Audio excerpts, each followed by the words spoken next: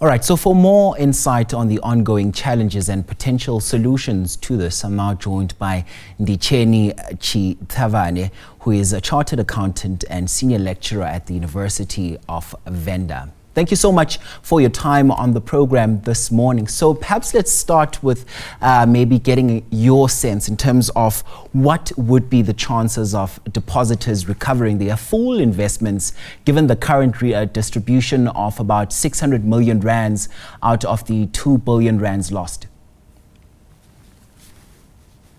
Good morning and thank you very much. Yes. For depositors, it's promising that they will get some money, but based on the numbers currently, it's doubtful that they will get their full amounts that was deposited at the VBS. Remember, the liquidator is doing everything he can to recover some of this money through the collection and also through the civil proceedings.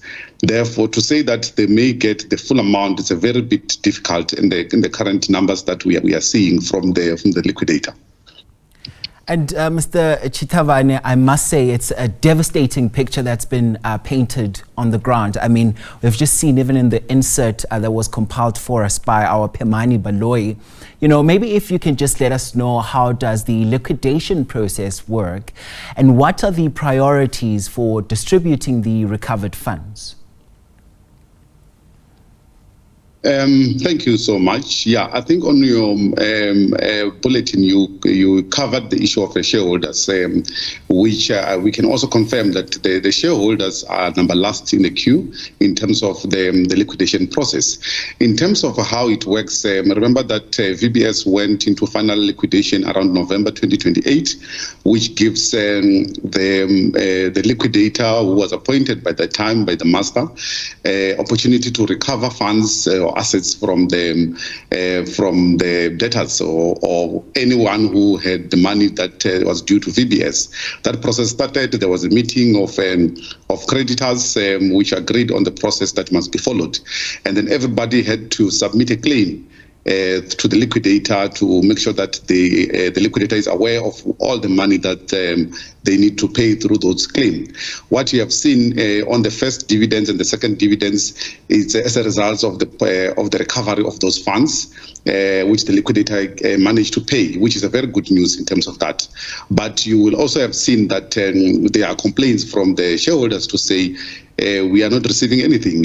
To be honest with you, in terms of the law, or which we call the solvency law, it talks about the ranking. And those shareholders are going to be ranked number last. And looking at the fact that this bank was insolvent, which means the assets were less than the liabilities, it's very difficult for the shareholders to get anything. I always say that when you invest on your shareholder, you are basically taking what we call a business risk. Therefore, when you take a risk, you must understand that you may lose all your money. Therefore, I think the shareholders of VBS need to understand that they've taken that business risk, and there's a high chance, I won't lie to you, that they will never get their money back as shareholders. But we are happy that the depositors are starting to get their money, as we have seen on the second dividends. I think the process will take longer due to the civil proceedings that are happening by the liquidator. Therefore, this liquidation will take much longer than the normal liquidation process, to be honest with you. And would you be in a position to perhaps give us some of those timelines in terms of how long this process will actually take? Are we looking at a year, 2 more?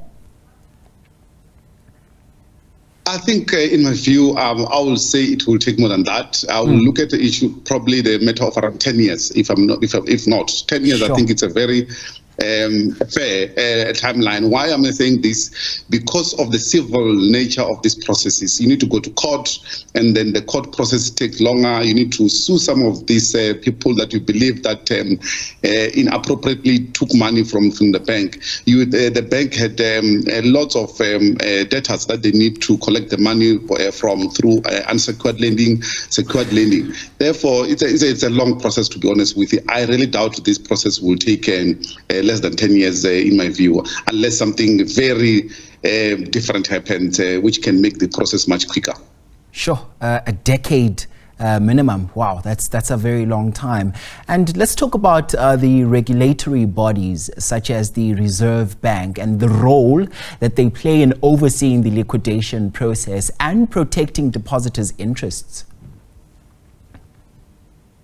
Yes, I think that's a very good question. I think you remember that at the beginning of the VBS scandal, the Reserve Bank came in and managed to pay retail depositors, I think what we called stock files and individuals around 100,000. I think they have done their part, the Reserve Bank. I really don't think there's anything else they can do currently. The money that need to be paid to the depositors now, it must come from the collection by the liquidator. Reserve Bank have done their part. There's nothing more they can do. They can't put any more funds in the bank. You also seen the issue of Itala Bank, where there's a complaint that maybe the government must come in and try to put more money in the bank.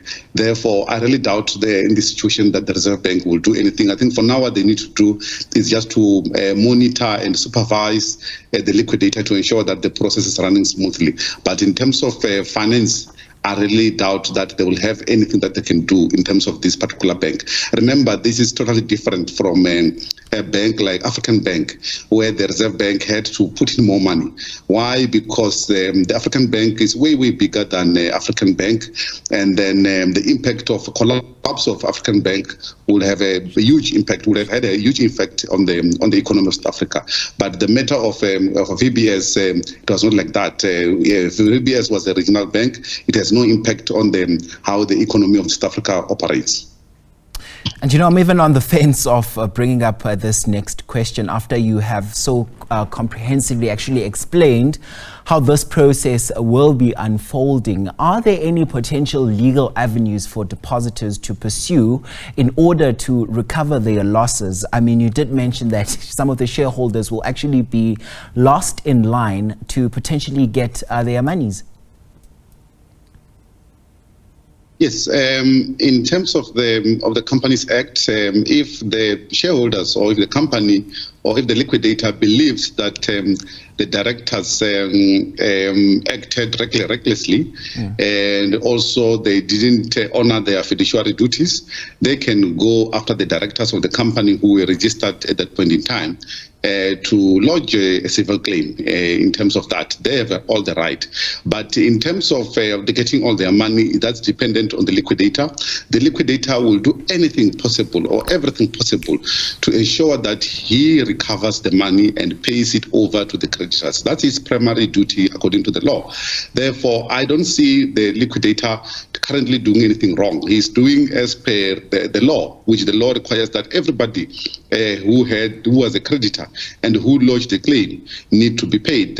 Some of the shareholders that are also complaining, you may find that they didn't even lodge the claim, which is unfortunate. But as I said, at the end of the day, there's nothing that they can do, the depositors, except taking legal claim against the directors. And unfortunately, most of these directors, you know that they have been charged in a court of law. Some have been in prison. It means the recovery of that money or instituting that civil claim is a futile exercise. Therefore, I don't think they have any choice except waiting for the liquidator to recover the money and get whatever they get. Remember, we're not saying they are losing all their money. They're just losing a portion of the money. And the majority of the money that is going to be lost are mainly on the municipality side.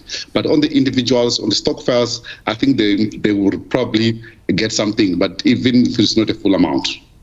Right, that was Chartered Accountant and Senior Lecturer at the University of Venda.